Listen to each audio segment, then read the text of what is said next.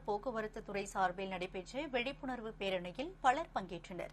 கோவை மாவட்டம் மேட்டுப்பாளையம் வட்டார போக்குவரத்து துறை சார்பில் சாலை பாதுகாப்பை உறுதிப்படுத்தும் விதமாக விழிப்புணர்வு பேரணி நடைபெற்றது. வாகன ஓட்டிகள் சாலை விதிகளை முறையாக பின்பற்ற வேண்டும் என்பதை வலியுறுத்தி சிறுமுகையில் நடைபெற்ற இந்த பேரணியில் 500க்கும் மேற்பட்டோர் பங்கேற்றனர். சிறுமுகை தேட்டர் மேடு பகுதியில் இருந்து தொடங்கிய இந்த விழிப்புணர்வு பேரணியை மேட்டுப்பாளையம் வட்டார போக்குவரத்து அலுவலர் சத்யகுமார் மற்றும் காவல் ஆய்வாளர் அம்பிகா ஆகியோர் கொடியசைத்து தொடங்கி வைத்தனர். பள்ளி மாணவர்களின் பேண்ட் வாத்தியங்களோடு அமர்க்களமாக தொடங்கிய இந்த பேரணியில் ஏராளமானோர் விழிப்புணர்வு பதாகைகளை கையில் ஏந்தி கோஷங்களை எழுப்பியபடி சென்றனர். மேட்டுப்பாளையம் சக்தி சாலையில் சுமார் 1/2 கிலோமீட்டர் தொலைவிற்கு நடைபெற்ற இந்த விழிப்புணர்வு பேரணி திருவள்ளூர் நகர் அருகே உள்ள தனியார் பள்ளி மைதானத்தில் நிறைவு பெற்றது.